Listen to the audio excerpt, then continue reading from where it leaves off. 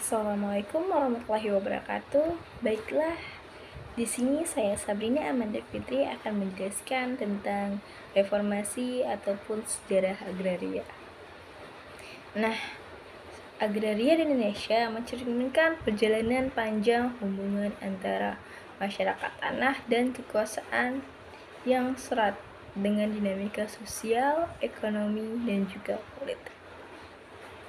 Pada masa kolonial Belanda, sistem penguasaan tanah sangat tidak adil, di mana pemerintah kolonial menerapkan kebijakan agraria atau Agrarsysteem tahun 1870 yang memungkinkan perusahaan-perusahaan Eropa untuk menyewa tanah rakyat dalam jangka panjang melalui sistem Earthquake.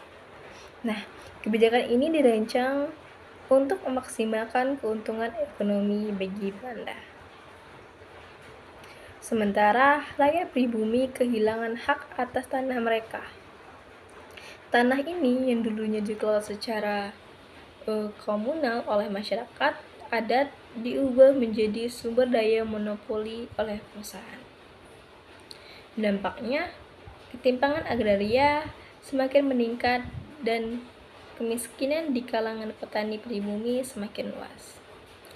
Pasca kemerdekaan, pemerintah Indonesia menyadari perlunya perubahan mendasar dalam pengelolaan agraria untuk mencapai keadilan sosial di kalangan masyarakat. Nah, hal ini diwujudkan melalui pengesahan Undang-Undang Pokok Agraria atau UUPA pada tahun 1960. Ini bertujuan untuk menghapus dualisme hukum agraria antara hukum adat dan juga hukum kolonial. UUPA mengusung prinsip bahwa tanah harus dimanfaatkan sebesar-besarnya untuk kemakmuran rakyat. Namun, implementasinya UUPA tidak berjalan mulus selama era Orde Baru. Nah, fokus pemerintah lebih kepada pembangunan ekonomi yang sering kali mengorbankan kepentingan rakyat kecil. Konsesi tanah untuk kepentingan investasi skala besar seperti perkebunan dan tambang seringkali mengabaikan hak-hak masyarakat adat dan juga petani. Nah, konsep reformasi agraria itu adalah proses penata ulangan struktur penguasaan, pemilikan, penggunaan, dan pemanfaatan sumber daya agraria untuk menciptakan keadilan sosial dan juga peningkatan kesejahteraan rakyat. Nah, konsep ini memiliki dua aspek utama, yaitu redistribusi tanah kepada masyarakat miskin dan landlords, serta penataan ulang pola pemanfaatan tanah untuk pencegahan konsentrasi kepemilikan tanah di tangan segelintir pihak. Nah, reformasi agraria tidak hanya sebatas pada redistribusi tanah, tapi juga mencakup legalisasi dan sertifikasi tanah, pengakuan terhadap hak-hak masyarakat adat, serta pembangunan infrastruktur agraria yang mendukung pengelolaan tanah secara berkelanjutan. Di Indonesia, reformasi agraria merupakan mandat konstitusi sebagaimana tercantum dalam Pasal 33 UUD 1945. Pemerintah melalui Program Reformasi Agraria Nasional atau PRONA mencoba merealisasikan agenda ini dengan mendistribusikan tanah kepada petani kecil. Namun, upaya ini menghadapi berbagai tantangan, termasuk konflik kepentingan, korupsi, birokrasi yang lambat, dan redistribusi dari kelompok-kelompok yang diuntungkan oleh struktur agraria yang timpang. Selain itu, lemahnya koordinasi antar instansi pemerintah seringkali menghambat pelaksanaan reformasi agraria secara efektif. Reforma agraria juga berhubungan erat dengan pembangunan ekonomi di pedesaan.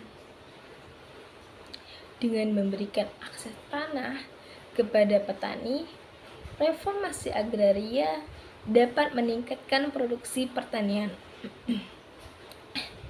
menciptakan lapangan kerja, dan mengurangi ketimpangan ekonomi. Namun, keberhasilannya bergantung pada dukungan kebijakan lainnya, seperti akses pembiayaan, teknologi, dan juga pasar. Nah, di sini saya mengambil studi kasus di Kabupaten Mesuji yang berada di Kota Lampung. Nah, contoh nyata dari masalah tata kelola agraria di Indonesia, konflik ini melibatkan masyarakat adat dan petani lokal yang bersitegang dengan perusahaan perkebunan kelapa sawit. Masalah ini bermula dari pemberian izin konsesi kepada perusahaan oleh pemerintah yang mencakup lahan yang selama ini menjadi sumber kehidupan dalam kehidupan masyarakat lokal. Kurangnya konsultasi dengan masyarakat dan ketidaksesuaian data tentang status kepemilikan tanah memperburuk keadaan maupun situasi di sana.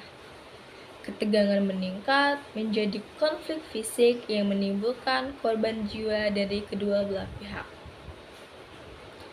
Nah, pemerintah mencoba menyelesaikan konflik ini melalui pendekatan mediasi, termasuk redistribusi sebagian lahan kepada masyarakat lokal. Namun, langkah ini dianggap belum memadai karena tidak menyentuh akar permasalahan, seperti ketidakadilan dalam struktur kepemilikan tanah dan kurangnya pengakuan terhadap hak-hak masyarakat adat. Studi kasus ini menunjukkan perlunya reformasi dalam pengelolaan agraria, termasuk peningkatan transparansi dalam proses pemberian izin kepada perusahaan maupun masyarakat, perlindungan hukum bagi masyarakat adat dalam kepemilikan tanah agraria di Indonesia, dan juga penyelesaian konflik melalui pendekatan partisipatif. Jadi kesimpulannya yaitu sejarah agraria di Indonesia menunjukkan bahwa pengelolaan tanah selalu menjadi isu yang kompleks dan penuh tantangan. Reformasi agraria merupakan langkah strategis untuk menciptakan keadilan sosial dan meningkatkan kesejahteraan masyarakat. Tapi pelaksanaannya seringkali terkendala oleh berbagai masalah struktural dan juga operasional. Studi kasus seperti konflik agraria di Mesuji menegaskan pentingnya reformasi menyeluruh dalam tata kelola agraria, termasuk pengakuan terhadap hak-hak masyarakat adat di Kabupaten Mesuji tadi, juga redistribusi tanah yang adil dan penegakan hukum yang tegas. Untuk mewujudkan cita-cita reformasi agraria diperlukan komitmen politik yang kuat dan juga dukungan kebijakan lintas sektor dan partisipasi aktif dalam seluruh lapisan masyarakat.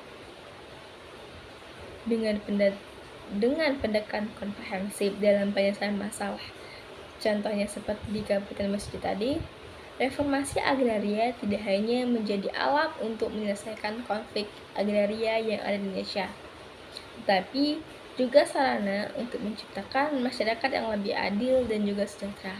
Nah, kemungkinan salah satu pendekatan ini bisa menjadi solusi bagi masyarakat adat di kota ataupun Kabupaten Mesuji dan juga perusahaan lokal sawit padi.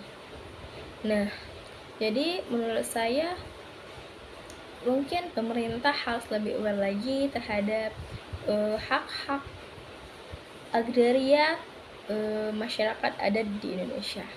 Pentingnya pengelolaan dan juga kepedulian pemerintah ini bisa menyebabkan kenyamanan bagi seluruh masyarakat adat yang ada di seluruh kabupaten maupun kota di Indonesia. Nah, sekian yang dapat saya jelaskan melalui paparan dari mulai tadi sejarah, terus juga konsep reformasi agraria, dan juga saya menyebutkan studi kasus tadi. Nah, segitu saja yang dapat saya sampaikan. Kurang lebih saya mohon maaf. Wabillahi taufiq wal hidayah. Wassalamualaikum warahmatullahi wabarakatuh.